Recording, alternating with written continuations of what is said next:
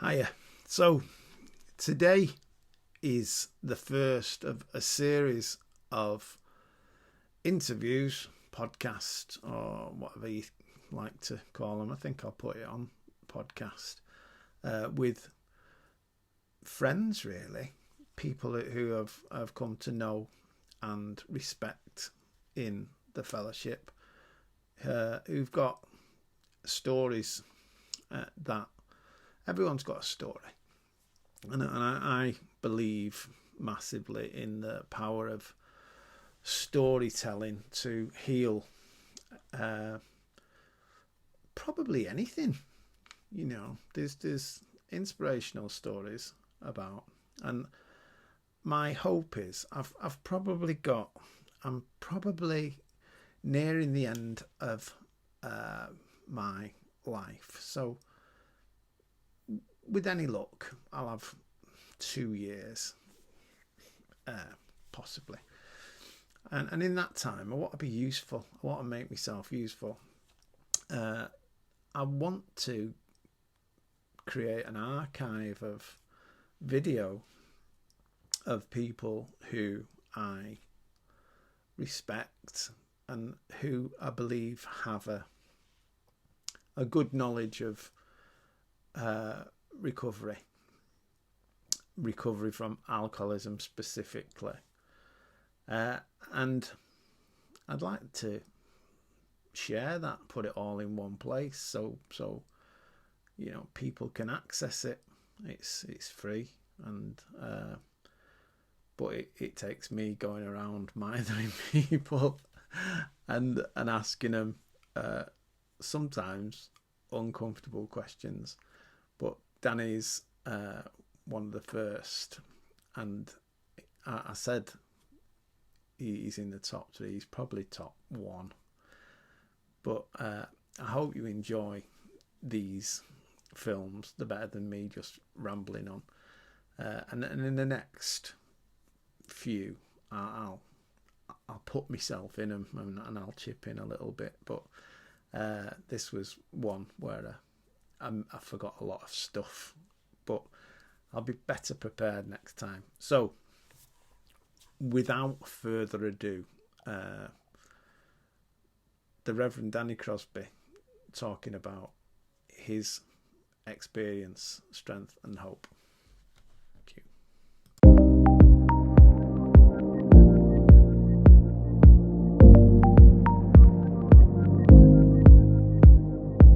Right, so welcome to this podcast. I'm going to stick it in a podcast, and I'm making an archive of people who I know and respect in recovery, and one of the top, I'd say he's in the top 3, if not, yeah, he's up there. It is Danny Crosby. So I'm going to have a little chat about and hopefully glean some understanding about 1 or 2 of the steps. So, morning, Danny. Can you tell me how to stay sober for the rest of my life? Okay. Well, or something in between. maybe I'll tell you some of my story, my journey, what I've learned along the way, shall I? And of course, I think it's best we begin by qualifying. It's what makes me alcoholic, and how I ventured into, finally found the solution of towards alcoholism in Alcoholics Anonymous, and that was an interesting journey getting here, and how I got here, and the strange little anonymity bits that even bring you into the rooms, how you end up here, and my struggles when I got here to accept this solution, to accept my alcoholism first, of course, and all that entailed, and what that's led to, I guess, in my life, and how that was done, and how I continue, and we get to meet great guys like you, and the work that you do, and all the amazing people you meet along the way. Incredible people, actually. Blows my mind every day. We just experienced it not so long ago, didn't we? Listening to folk. So the people debate: are people born alcoholic? Are people made alcoholic? I don't know. I know when the alcoholic in me was born, though. And I'm one of those people that I had a powerful experience on holiday in Scarborough. We went every year. You know that bit of my story. And we were at the Scarborough. It was around the time of the Scarborough Cricket Festival. We were staying in this hotel, a different hotel. For some reason, it was a better hotel than we normally did. And we were staying in the same hotel as the Yorkshire cricket team. Wow. So to me and my brother, this was heaven. This is like couldn't be in a better place. And we obviously chatted. So there were two things that were memorable about that time there. One, I was given swimming lessons by this lovely, gorgeous, caring woman, and I was a kid who had some physical problems, so I'd not learned to swim yet. I was about 10. And every morning she took me for a swimming lesson. Chris Old's beautiful, lovely, gorgeous wife, really caring and loving. And obviously that awakened something. And I used to think that was a sexual thing, but when no one's talking about this, and he wasn't. She was just so lovely and paid attention and cared, and there was something inside and gave me a nice warm feeling inside. And I learned how to swim. But that's nothing to do with being an alcoholic. That's just a lovely memory that I cherish really. But Chris Old and David Bairstow, one day, me and my brother were hanging around them all, and they like to drink, shall we say. And they gave me and my brother a whiskey and lemonade. And my brother hated it, didn't like it, burnt his mouth, and it was just disgusting. And they gave me one, and it burnt my mouth, it burnt my throat. But when it hit my stomach, something happened to me. It was my first spiritual awakening, I think you could say. Awakened my spirit anyway, I guess. And it straightened my back up, and I just felt alive. I didn't feel like there was something wrong with me. And all my life, that's what I felt. There was something wrong with me. I carried shame, some things about my dad, although that wasn't really known then, properly at least. And I had some physical things that I was born with, and some spinal issues that I was just born with, that I always tried to hide because I had deep shame about it. But it straightened my back up. It felt like I felt tall and all that. And I always felt, even though I'm not a small person, I grew up in a family of bigger people, so I was like the runt, the strumpet of the family. That was what I was known as, and the quiet one and the frightened one. But there was a moment of magic, let's just call it that, and the obsession with alcohol was born in that moment. Or the obsession with what he did, which he didn't do to my brother. And he didn't do to other siblings, half siblings, and all that. But it did something to me that I will never forget, and that was August 1982, I think. Oh. So a long time ago. I was 10 years old, and one of those memorable moments. Some alcoholics don't have that. Obviously, they're progressing to alcoholism. But whenever I've done a talk at a treatment centre, half of them identify and half of them don't. But I'm definitely of that type. So to me, that's just the way I am. I'm just made that way. It's no one's fault, least of all mine. It just made me feel like. So I want that, but it's not actually alcohol, is it? That I want. It's that feeling. It's the effect, as they say, as the doctor's opinion says, which is different. It's an abnormal reaction, and it's not just the allergy that's abnormal. It's what it actually does for me. That it's so exclusive. Nothing else has ever given me that feeling. No substance, no girlfriend, no anything. It was different. No drug gave me that feeling, not like that. It was electric. So I believe that was born there and then. I want that feeling. Of course you want to feel all right. If you don't feel all right, and that's the only thing that does, you're going to want to feel like that forever.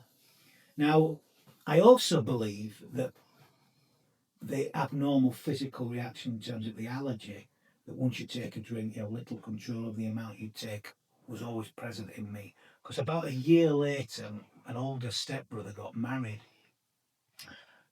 And it's the first time in my life I was given alcohol and I took alcohol and no one was paying attention. So it was manky sherry or something. Alan was marrying a religious woman and they wouldn't pay for alcohol for the wedding. But if he paid for it, people could have it. And so it'd been a time block. He bought this manky sherry, I think, which no one would drink apart from me and Art Paul, and we drank the lot basically. And I was found behaving very differently in a different place. So I believe my drinking was always like that. Really, there was never. I didn't want to control it, did I? I wanted to just drink and be drunk and get that feeling and just keep drinking it. So I wasn't aware of that at that young age. I was only start to understand that when I came to AA, really, and I can put an explanation to it. But they call it the allergy, this abnormal physical reaction, the phenomenon of craving, that once you start, you have little or no control of the amount you take. And that's what I wanted. I wanted to be out of control. I wanted to be free. And alcohol for me was a sense of freedom. And I didn't feel free. And it released me from that sense of shame that deep down inside, there's something wrong with me. I don't belong in this world. And things like that were said to me in certain kinds of ways that I wouldn't survive in this world the way I am. I need to be a different kind of person. People like me are not made for this world. And that's the kind of stuff that stayed with me. It wasn't the only thing that was said to me, but it's the things that kind of absorbed into my being. So my drinking as a teenager, I didn't drink very often. I was one of those kids that when I was 14, I probably looked about 11, just a very young looking kid. But when I got alcohol, I drank like that. And, left school at 16, did a YTS and didn't know what I wanted to do. I was probably quite a messed up kid as a teenager, depressed probably, if you look back now. Alcohol saved me, really. I don't think I'd have survived if I hadn't discovered it. I was not a problem drunk to other people, problem to myself. I did some pretty weird stuff as a kid. I used to hurt myself in weird ways. Hit myself in the face with stones and not, people.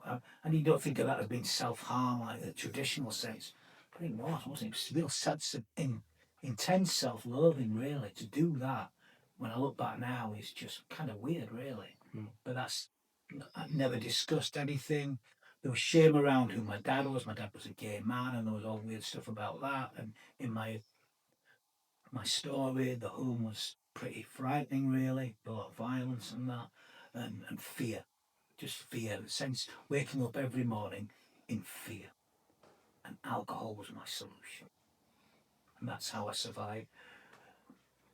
So began a working life. I was rubbish at that. I wasn't interested. I wasn't one of these alcoholics that was driven to be a success. And that I was I just wanted to get drunk. Yeah. And I wanted to be part of that culture. By the time I was 21, I was a wreck in a state. And tried to take my life, but that didn't happen. And then I started to rebuild my life.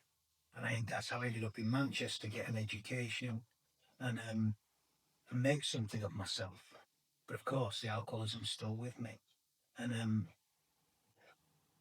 it's progressive. And the blackout, I was always a blackout drinker from the start. Not that I knew what that meant, but that there's large periods of my life I have no memory of, really. And long blackouts when drunk, but never a violent drunk to other people. That's not part of my story. And I think sometimes we tell that story as if there were people that were very violent in my life. They weren't alcoholics, actually. They were just like that, shall we say. Alcohol made them worse, but they were just unpleasant human beings. But I did well. I built a career, and then I started exploring, thinking, but it wasn't changing anything, and the blackouts were worse than the psychotic episodes. So I began exploring my life, thinking, and somebody suggested I needed some psychiatric help, shall we say. So you start the rounds of start the GP and all that stuff, and then psychotherapy. And I remember being at the Gaskell House, not the Gaskell as in Elizabeth Gaskell, the psychotherapy place in Brighton Grove, isn't it? And being assessed there. A bit like this, actually. There's a camera and this woman asking me questions. And apparently it was being filmed. There was like a board of about 12 people observing me. Because she thought, we can't have more because it might intimidate you. And I thought, you think that will intimidate me? How do you think I feel now? And at the end of this assessment, this is how I remember it. I'm sure it's not what was said. But you need to come to, I think it's called the White House, somewhere in Eccles or something. And at the end, it's some psychotherapy place. And at the end of the year, we'll tell you what's wrong with you. Now, I'm sure that isn't what they said, and the terror in me was, well, I can't give up my career. That's the only thing keeping me alive. So I refused that, but then I started some therapy, and then they started asking questions about drinking. Now, I've never once thought about stopping drinking. Alcohol wasn't my problem. Alcohol was my solution. Life, my problem was all that had happened and all the people and my inability to form proper relationships. But they started asking about my drinking and I obviously lied. But they said, you're drinking too much. You need to get a control of it, otherwise we can't help you. So then I started the route of trying to control my drinking. And going to the all the different stuff that's available, was available then.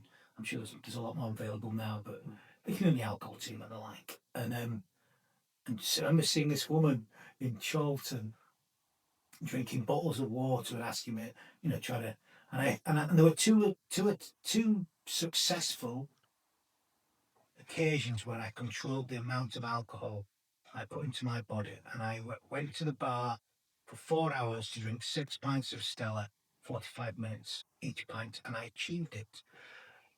And I went home that night and I lay on my bed, and I don't think I've ever felt more miserable in all my life. So I succeeded in controlling my drinking. And the book says, doesn't it, the great obsession of every abnormal drinker is that one day they will be able to control and enjoy their drinking. That's the obsession. It's not this constant thought of drinking, it's this, to get that feeling I got at 10 years old, but without the chaos, without the death, and without the sense of feeling. Because it stopped working for 10 years, but I was still chasing that feeling. And I lay on my bed and stared at my ceiling, and I don't think I've ever felt more miserable in my life. And I did it once more, and then I failed. And now at this time, I was also exploring some childhood stuff and stuff about my dad. And I was on this thing on it's 20 odd years ago now, so the internet was very different then. But I was on this discussion board for gay families, and thinking that this the answer is I've just got to make sense of the fact that my dad was gay, and this is why I can't formulate. I don't know what I was doing, and I was reading all this. I was writing articles and being published, and okay, and I was mad, and all my aggression and anger was coming out in this stuff, thinking this is the answer. And on this thing that I was posted on, there was a guy who took particular interest in me, which made me feel a little bit nervous because he was a gay man who had children. He was bringing up children, but he seemed to really care about me, and I didn't understand why. And he really, every time I posted, he was really, really lovely man. Can't remember his name because he didn't have a real name on the thing. I'm sure he told me it. But anyway, so I'm trying all these attempts to control my drinking and not to stop. And I had a particularly bad psychotic episode in Blackout where I was in my home. I came back and I was running around the living room, headbutting the wall, screaming about devils and demons, I'm told. And like 4 of my mates were like punching me in the legs to bring me to the ground. And eventually my legs gave way. This is what they told me. And I had a fit. And they were about to call an ambulance. But then I just stopped, pouting calmly, they put me to bed. And I woke up the next morning and there was a thought in my mind that I'd never had before. And the thought was, I've got to stop drinking. In 20 years, that thought had never entered my head. Sort my life out, maybe control my drinking. But the idea of not drinking for an alcoholic, well, that's the only thing that's ever made me feel like a human being. So that's the last thing I want to do, is to not take a drink. But the thought was there and it'd never been there before. And I posted on this thing. And this guy goes, this is how I remember it anyway. I've been waiting for this. I'm 20 years sober in Alcoholics Anonymous. He thought about going there, so he knew. He picked it up. And even though I didn't talk about drinking. And so I did the usual, rang the phone office. So that's, what is that? Well, we can make sense of that in our own way. And the next day, I rang the office, like we do, we were talking about earlier. And the guy who, this week actually, the guy who 12-stepped me, took me to my first meet, was 26 years sober. Right. So he'd only be 3 years sober or something at the time. And he took me to my first meeting and he tells me that in Little Brown House in Fallowfield, in that little funny little house on a Friday night, and apparently we were stood in the little hallway outside, and I was stood against the hallway, banging my head against the wall. Just absolutely, he only told me that recently. I was off my head, wasn't I? I was mad. Just 2 days sober, so kind of sober, but not quite, and just nervous wreck. And he took me in, and the people introduced themselves, and I did something that I've never seen anybody do. I interrupted every single person who introduced himself, gave the name, I'm so and I asked them how long they'd been sober. Which is, I don't think it's an unreasonable question. So I want to know, am I coming to something that can help me? And they shared, and I identified, and they talked about the first drink, and I thought, well, that's me from the beginning. And they said, you've got to stay away from one drink one day at a time and come to meeting. And I thought, well, that seems reasonable. They said lots of other things which didn't go into my head, because in my head I knew I had to stop drinking. I knew if I took one drink, what would happen to me. I understood all that. I worked that one out myself, really. So I come to stop drinking now, and in a way, I didn't really have that obsession that one day I'd be able to drink again. I knew that this was forever, but I didn't get any rest. The rest of the message that was carried to me didn't sink in, because I didn't want to hear it. My ears were not open to that. So what I did was I remember the first 3 meetings quite vividly, actually, very different ones. And I got sober in about 4 months. I got through Christmas, which people warned against. Got through January. I was feeling great. You know, the boy whistling in the dark. Work, better, feel better, having a better time, all that. Life felt good. Got through Christmas, which was tricky at home. Somebody trying to force booze down my neck and losing the plot with them. And I got through January, and I got through February, and sometime in early March, from nowhere, it was back. The insanity of alcohol returned.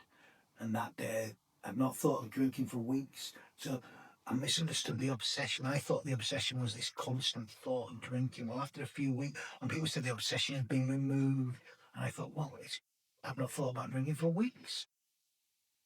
I'm thinking about is not drinking, coming here and having to listen to these people. But I felt part of it. And but it came from nowhere, you know, and they use the word insidious in Bill's story, an unseen deadly danger. And there was no warning sign. I've not thought about a drink for weeks. And when it came, I just took the drink and straight into blackout and off again. And I didn't come back for about a month, actually, because I just went on a bit of a bender, really.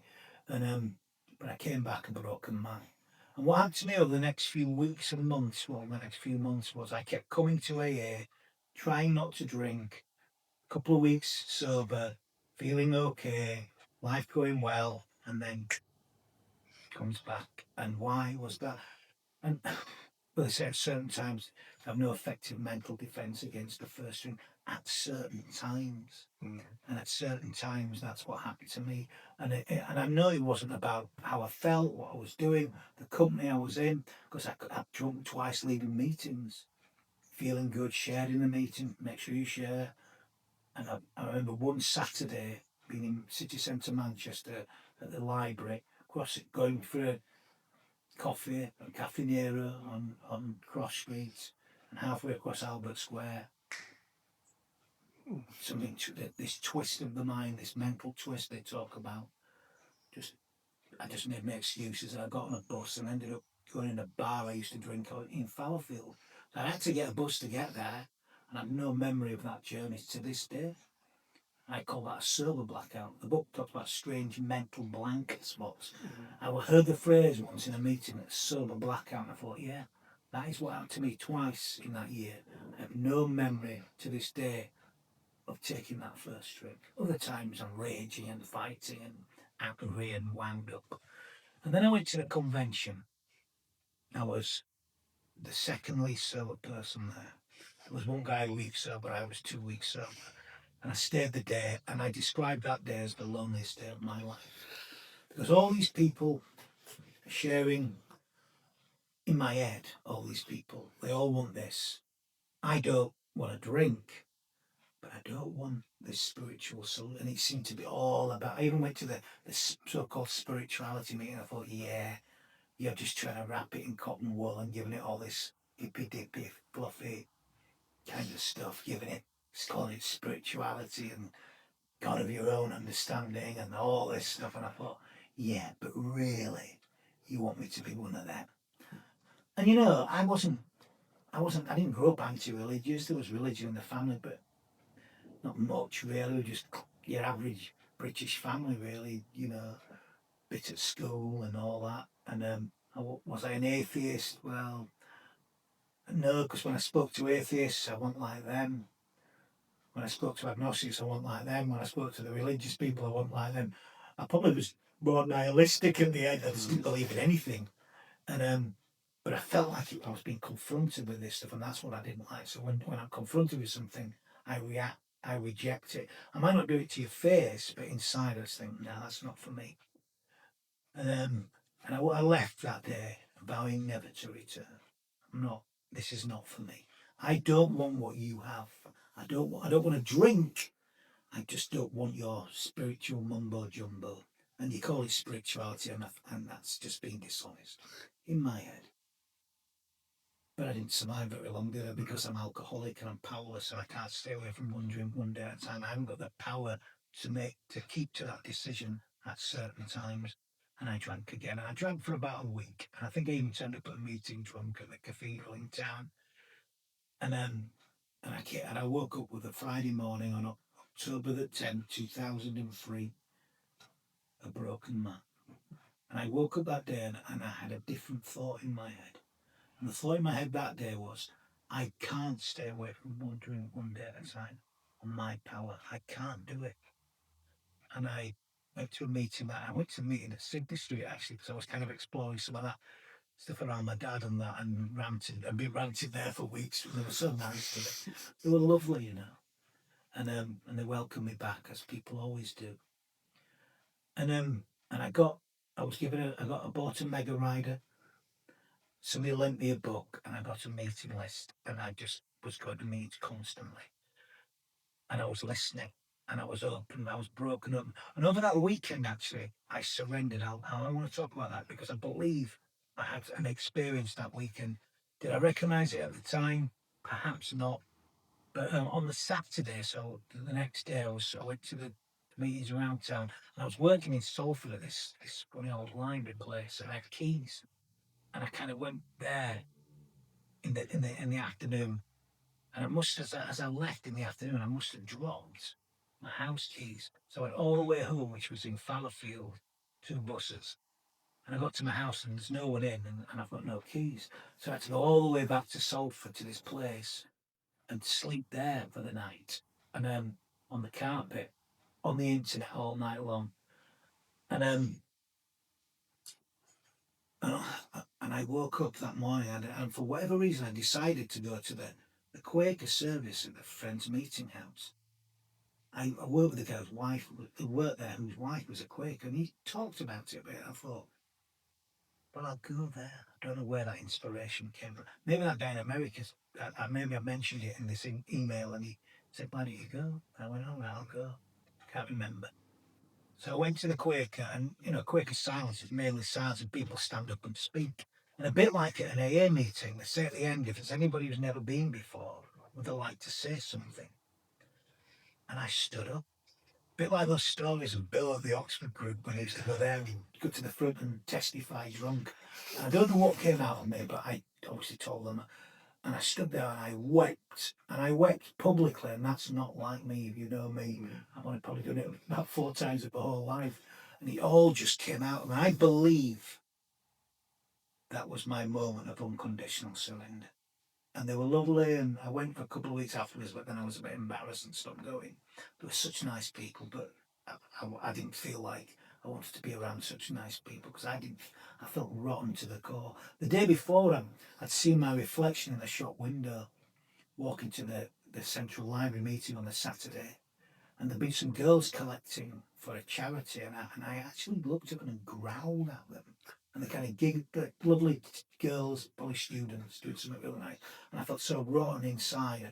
And then I saw my face in a shop window, and I looked into my eyes, and I've never seen anything more horrible in all my life. What I saw in my own eyes, the core of what I believed I was at that point, that this creature, this denizen of his mad realm that seemed to fit. Over the next few weeks, I talked to everybody, probably talked to you. and asked them questions. And I was interested. I was interested in recovery. And I went for coffee with 2 old-timers. And first guy I spoke to said, "There's no rush. You take your time with this." Because I was talking about the steps. I was suddenly interested in this program and the book. I was reading the book. Somebody lent me a book. And then I went for coffee with another old guy. And I told him what this other old guy had said. And he looked me straight in the eyes and said, "Danny, how long have you been coming to Alcoholics Anonymous for?" I said, "Oh, about a year." And he goes, "Well, then you're hardly rushing, are you?" And I listened to him. And the next day I asked the man who became my first sponsor to help me. And we began the process of attempting the steps. And when I was really desperate and willing to go to it. But what happened, of course, over the next few weeks, as we started to go through this stuff, is the old ego rebuilds, doesn't it? Harry Tebow talked about this re-emergence of ego. You don't know it's happening to you. So I start arguing and questioning. And step one, I was, though I didn't gain the knowledge really then, I was broken. I was ready to quit drinking. But when we got to steps 2 and 3, I just wasn't having anything beyond. I agreed to use the rooms as a higher power, basically, and that's as far as I was going to go. So we didn't do anything with step 3. I didn't put it, but I did. It did show me how to do a step 4, and it was a column inventory. It wasn't a story, and then all that. And I went off and wrote it. I have no memory of doing it. And the reason I know I did it because I kept it for a few years. And so we went through it. We must have done. He was lovely and patient, doing meetings. And for the first 6 months, I think I was getting a bit better. But for the next 6 months, I was getting ill again. Yeah, a drink. I was close. I was going to drink eventually, but I just couldn't live.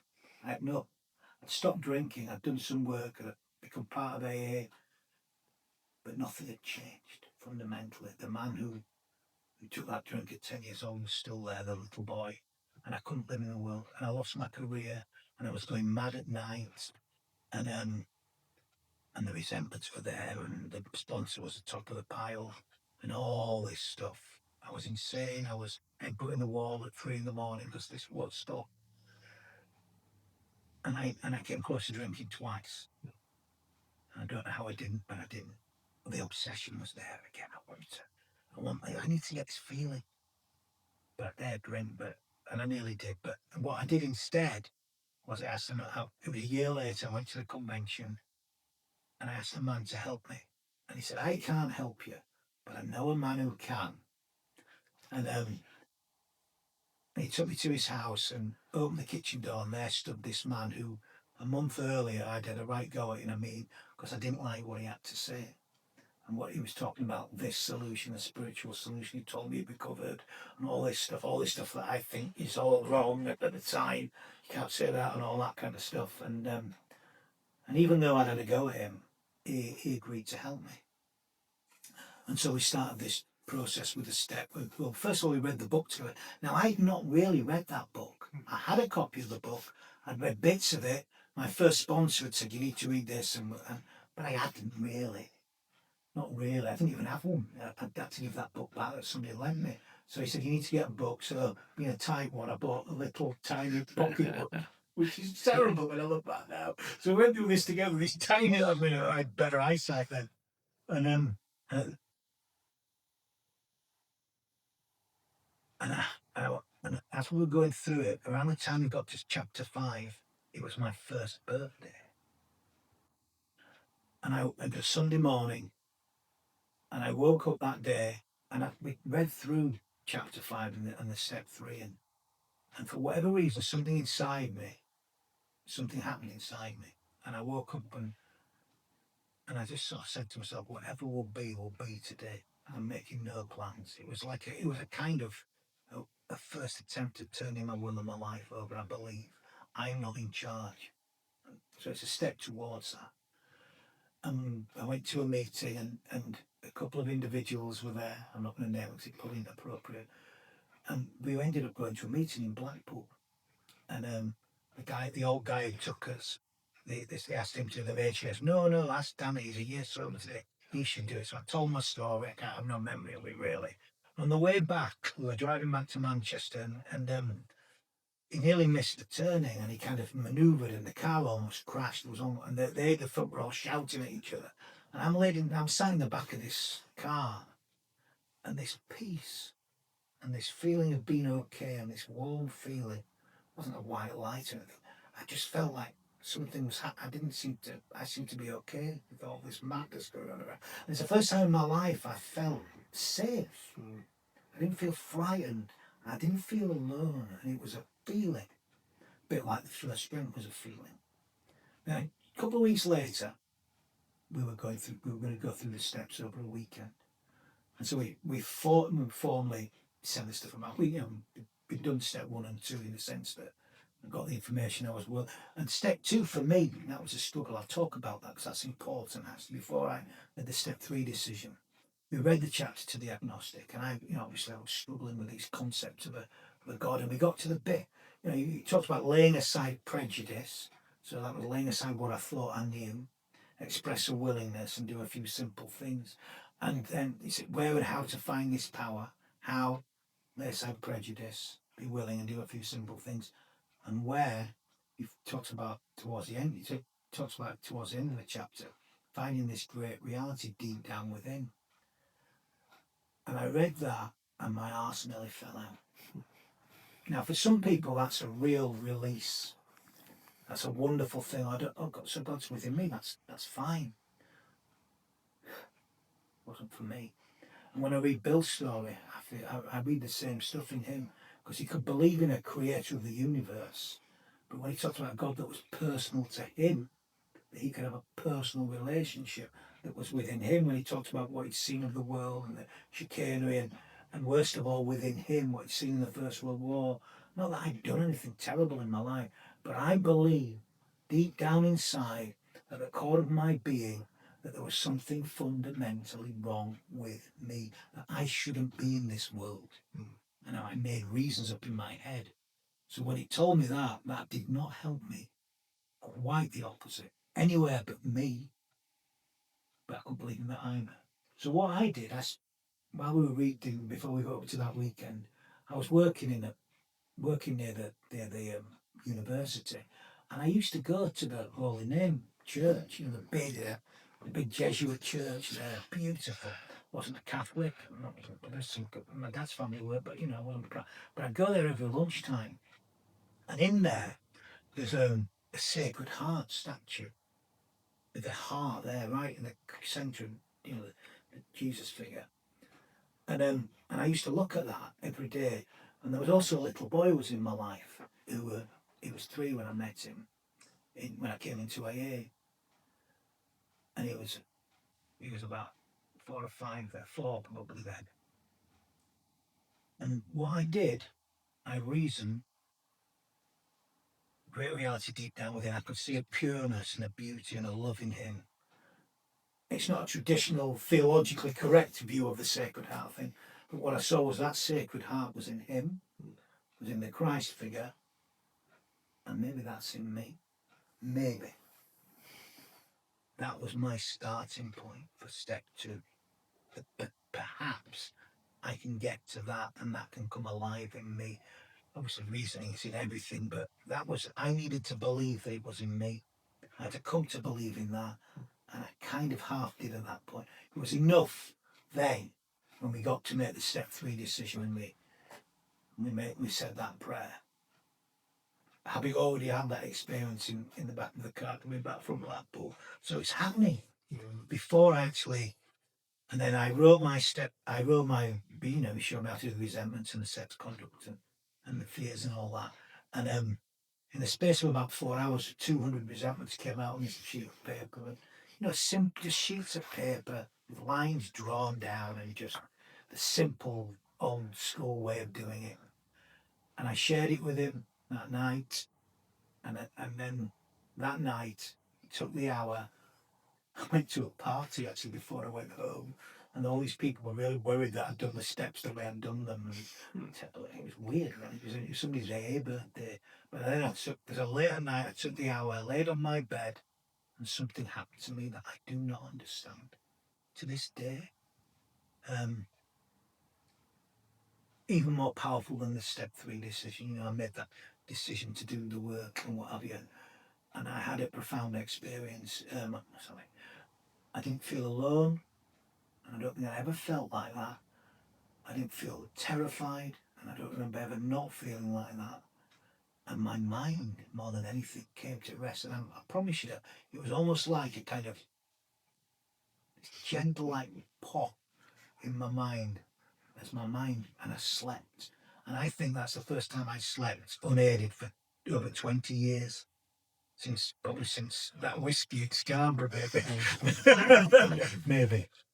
And the next day we met up again, and we went through, the defects were there, and I was absolutely willing, 100%. And I could see I've never been, with me, it's pride, I'm utterly obsessed and still can be.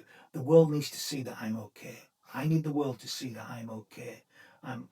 That I'm a good guy and that I'm a nice person. People love me. No one can be. That's my major flaw. Always is, still is to some degree.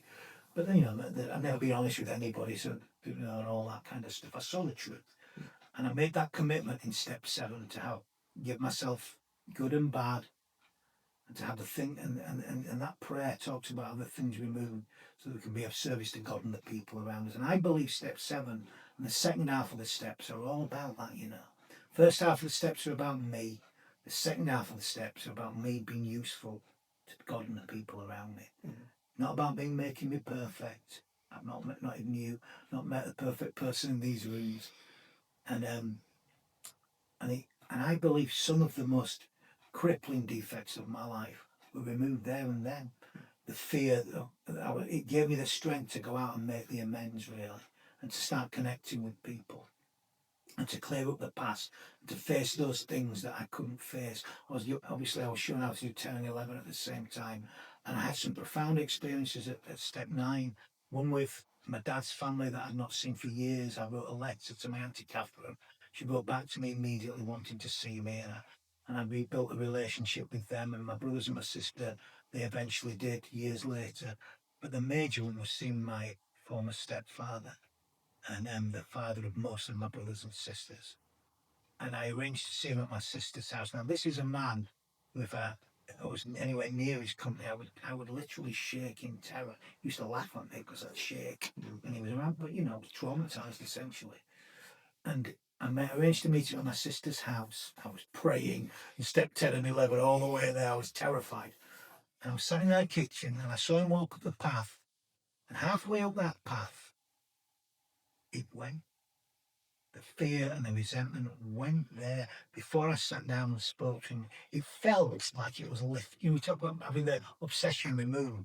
It was just taken from me, and I was able to be in company with him then the rest of his life. And his son Alan's funeral, I was able to be there for him for that. Ended up doing his funeral in the end, which is remarkable, really. And then my life starts to be rebuilt. But it was a powerful, profound experience there and then. And I remember a few months later being at my brother's wedding, and it was a lovely day, but it erupted at the end with one of my sister's partners.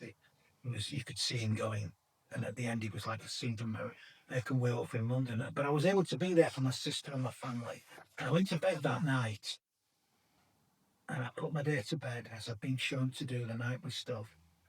And I was able to sleep and wake up the next day and be there for them again without it overpowering me, or without me wanting to flee from them. I grew up in the world. I was considered the weakling, the broken one, the stumpik, the runt, the quiet one, the frightened one. And a few years later, and our Alan was dying, his 2 sons asked me to do his funeral. The family side of the funeral was a big public one. And we went to the hospital to see him when he was dying. And then after the funeral, his ex-wife came up to me and said, "I was really worried, Danny, when the lads said that you were going to be doing this. This is just after I've conducted the funeral in the crematorium." Like, "Oh, all right, Karen, right, okay." She goes, "But thank you for what you've done today." And she's like one of these stoic women, and she cried in the silence. "But I'm glad you were able to do that today. Thank you for what you've done for us today, for the whole family. I never thought you would be able to do something like this." And the reason why, because I was the quiet little hunched over little creature in the corner of the room that she met me when I was 10 years old. And I literally was like that. And so how would someone like that find the strength to do anything? And I'm in this family of loud, strong people, loud and aggressive people. I'm this frightened little boy. But the strength, the power, we call it power, don't we? I don't think it's power doesn't seem the right word, because power's all, you have this image of He-Man. And it's not like, it's gentle, it's calm, it's loving. It enables me to do things I never dreamed were possible. To be there for people in ways I never dreamed were possible. To not just live through really difficult things, but to do so with dignity. Even in the last year or so, there's been some challenges that have mostly come through with dignity, done the right thing despite the challenges of that, and even in the last couple of weeks. And it's a thing I connected to in step 3. In AA, they say the challenge when I first came into AA, when I first wrote on my first sponsor, spiritual way of life or alcoholic death. There's only 2 options to us, which is really what we have to do when we take step 3, I believe. And I, like most alcoholics, I want the 3rd option. I don't want the alcoholic death, but I don't want what you have. I want sobriety, but I don't want to have to live this weird, impossible life. And you fight against that. And what I've learned over the years is there is only that or the other. And I know recently there's been some deaths around here, people that we've known, or somebody in a coma now. I fought against that. I tried to do the steps and avoid that, as so many people do. But the point of the steps is to find a power by which you can live. If I understand step 1, not only am I powerless, I am beyond the 3 permanent ideas. I've got to believe I'm beyond human aid. Now, I obviously didn't believe that. If I'm saying I'm using the group as a higher power, I'm sorry, but that's human aid. There is a power in the group that comes alive that we experience. Certainly, it's something I experience in step 12 powerfully when I'm working with it. I'm experiencing now talking to you. That does come alive. But I need to live in the real world alone. I had to go and make those amends on my own. I have to live as I am. Somebody who can't live in this world, somebody who's terrified of this world, somebody who's terrified of food, somebody who believes that there's something fundamentally wrong with them as a human being. But this power is loving and gentle. So I don't like the word power really. Because it's not, when I think of power, you think of He-Man, don't you? Or these kind of dominating men, these horrible men that, that still rule the world, so to speak, cause all the trouble for 99.9% of us. So it's a gentle, loving thing. And when I experienced it, that first day when I woke up and knew I had to stop. I didn't know it then, but something inside, and then that man on the internet who I still can't thank, he truly anonymously helped me, because I don't know his name, I'll never be able to thank him. He's probably 40 odd years sober now. He doesn't need me to thank him because I've done the example that he did. It was obviously at work in me then. When a year later, after relapsing, when I woke up again and then I had the experience in the Quaker place, something woke up then in that surrender. So that was a step 1 experience, truly, wasn't it? That opened me up to something happened. And then a year later, or more, yeah, exactly a year later, wasn't it? So it was on my first birthday when I woke up that day, and I didn't know I was taking step 3, but informally I was. I was surrendering control to something greater than me. And something happened that day, and then when I saw the truth and made that formal decision and shared my inventory with this man I didn't bloody like him, but he loved me, and I love him today. He did what we're here to do, and something happened then, and it continues to happen. And you go, the ego rebuilds, of course it does in all of us. We all know that experience, and you see it, don't you? You wish you could stop it, but it's beyond human aid. I can't stop it. I can share my story. We can inspire one another to be present here and to do these things. But it's a mystery. I can't explain it. I can only tell my story. Even telling our stories isn't enough. But those of us that have experienced these things, hopefully, can identify with that. So if you can identify with our first drink experience, maybe you can think that what's happened to us can happen to you. If you're prepared to really honestly, sincerely, you've got to sincerely take step 3. The whole thing talks about honesty. Step 5 talks about the people who can't get this, the ones who can't be honest with themselves. I don't need to tell the world everything. I need to see the truth about me. Do I believe I am powerless? Do I truly believe I'm beyond human aid? Do I believe that possibly this power can come alive in someone like me and live through me? Do I believe that I can be of use in this world? Well, I came to believe all those things, but I only came to believe them because I experienced them first. And then we go on and we share it with others, and we see people get well and we see people not get well.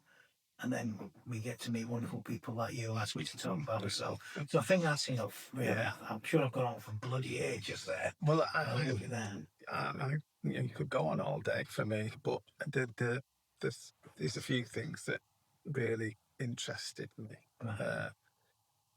Because I mean, I've got a friend. You may or may not know him. He's about 35 years sober, and his dad's a deacon in the Catholic Church. Told me, but Jez, we came around together, and he's got a sort of story that's similar to yours. He's very like you in a lot of ways, and he got sober and. He was sort of used lots of drugs and lots, it was a concoction of stuff that he used. But when he got sober, he went off and did a theology degree, and I was dead jealous of him, because he was sort of studying. He was studying stuff that I wanted to study. You know what I mean? I was like sort of off doing some practical stuff that may as well have been, plumbing. And he was learning about God and spiritual things. And he was, and I actually thought that, I think that recovery is visible, and because I saw you early doors, I saw you early days, I saw you in the Brow House, and I saw you in town at sort of Central Hall and stuff like that. And, there is a transformation, which is a miraculous transformation. Like, if I've not seen you for a fortnight, it appears like it's overnight for me, if I've not seen you for a month. And there was a miraculous transformation in him, and there was a miraculous transformation in you. And he went off and learned about God and learned about spiritual matters that he had no idea of. He didn't have any. Okay. No, he didn't have any understanding of. And he went off to America and became a Franciscan monk, and now he's a deacon. He's serving.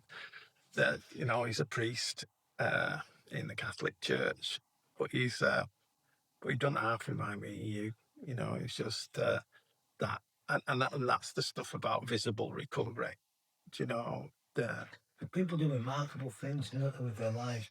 I mean, my journey around that stuff was to try and make, because I want to understand things. So I became interested in religious things, and I explored everything really, because I wanted to understand what had happened to me.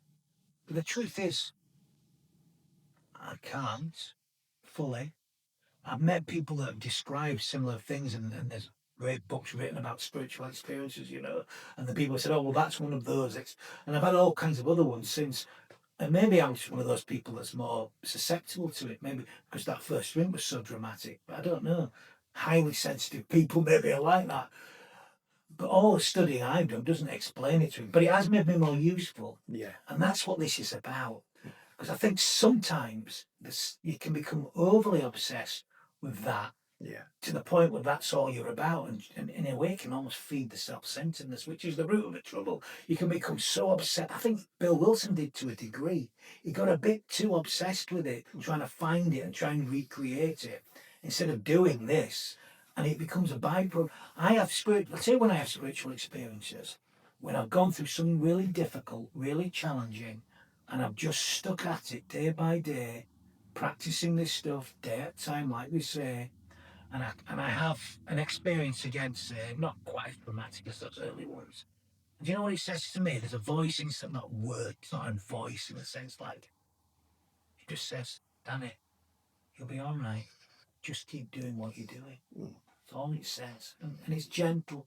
It's not power. It's really gentle and loving. It's the same feeling. That's why I must have brought it up today. As that feeling I had, not from the first drink, but from Chris Old's lovely wine. The loving feeling I got from that woman as she taught me how to swim. Mm. That's as much about God as all the other dramatic stuff. It was just so lovely. Mm. And that's what this is about, isn't it? And we get these lovely feelings. We all want excitement. We kind of want that in the meeting, don't we? We want these big fiery meetings. But the one we had today wasn't like that. It was a gentle, grounded, real, and there was so much love there. Yeah. You definitely could feel God alive in the room today. So when people say that, it can be in the rooms, I get that. It's true. But it has to be alive in me. Mm. I have to believe it in me. And that's what I couldn't, when my step 2 problem was, what I explained earlier, I couldn't believe that was not for someone like me. No. Someone like me. But, the religious stories all talk about that kind of stuff. It's all there. So we try and make sense of it. But they were probably trying to make sense of it. And these things were happening. And these things continue to happen. We incarnate that love. An AA meeting is full of incarnated love. You want to see that incarnated in people's lives. You just described it with your friend. You see it all the time. We experienced it today in this room. Mm-hmm. That love coming alive in human form, in like broken people, as broken people as you can be. Because we are. I remember a Catholic priest telling me this actually when I was speaking to him. He said, but early after these experiences, because the thing about you think is you're in a very special. Most people who come to this church will never experience what you've experienced because they've never reached the depths of even like where they feel about themselves and be broken open in the same way that most of his congregation don't get to that, but we get to those dark places, that despair, absolute broken despair. Well, despair is where hope is born. Yeah. Think about the word in the French language, despair, désespoir, hope is j'espère. They're linguistically born in the same place. And risper is a word that I learned about only a few years. It's an old word that we don't use anymore. And that's a new hope, a fresh hope. So that's what AA is for these people. It's not just hope, it's a new hope being born in them, born in exactly this. Because where I felt that first drink, where I feel that intense fear, where I felt that fear as a little boy, is exactly where God was born in me. And the steps unblock me from that, I believe. Bring that. It's in that thing alive in my human being so that we can be of use. Not perfect. I actually don't think we will ever be perfect. We aspire to it. But to be perfect, we wouldn't be. How could we relate to someone like that? No. If I'm sat with film like some kind of angel telling my story, floating on a cloud, these people can't relate to someone like that. They relate to an ordinary person. And isn't that what those stories are about? Isn't it in the ordinariness? It's not some great king-like champion figure, really. It's a humble and ordinary and earthbound. And humble means that. Yeah. From the earth, humus, from the earth, humanity, humble. They're all from the same root of the earth, of the ground. Our feet are on the ground, and maybe our heads occasionally in the clouds, and we have these. But really, it's to make us useful in this world, and that's what you've spent your whole life doing. Yeah. Since you got sober, innit? Yeah, but sometimes, and this is the final right question, and it comes down to that because I feel that I wasted a lot of my although my time was spent, and I know I've done some good vicariously or by accident, I don't know, but it was like the idea of therapy. Dr. Bob said, let's not louse this up with Freudian complexes and things that are only interesting to the scientific mind. I sort of did, I did that. And I deeply regret it. I think I did a disservice to people. What I think towards the end, what I wanted to do was give them a safe place to get to the fellowship and get to the 12 steps and have that spiritual awakening as a result of the steps, So I created that which is the whole point. Yeah, that was Ongoing. that was the point. Just give them a safe place to get well. But it was sort of hijacked, and the sort of like it appears to be. I mean, now, we're probably where America was 20 years ago.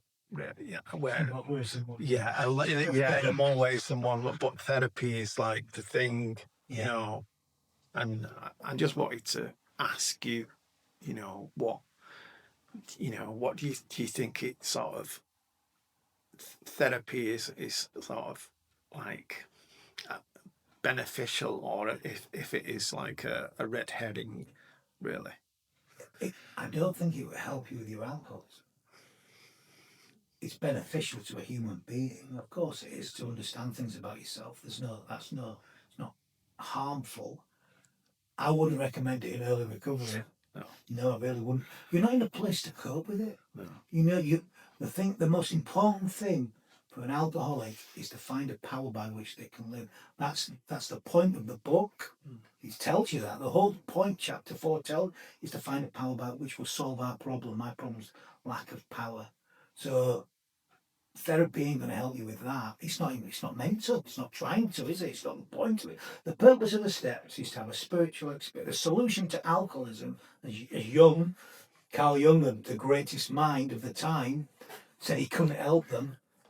You need to find a spiritual experience, is what it said to Roland Hazard, isn't it? I can't help you, and I'm sympathetic to this stuff, but I can't help you do that. So therapy ain't going to help you with that. It can help you with yourself. I'm not going to decry it, of course I'm not. But it won't bring about spiritual experience, which is what will relieve you of the drink obsession and allow you to live in this world. The solution to alcoholism is to bring that power alive through your being, and then you can be of use in the world. Yeah. So it can't help you. It's just a separate thing, I guess. Down the line, it can help you. It can or it can't, I don't know. Some people have been helped greatly, so I'm not going to decry it, but it can't treat alcoholism. Right. Cool. That's my view. Well, that's my view as well. So that's Andy. So I'm going to turn the camera off now. Right. But thanks very much for You're welcome. your wisdom.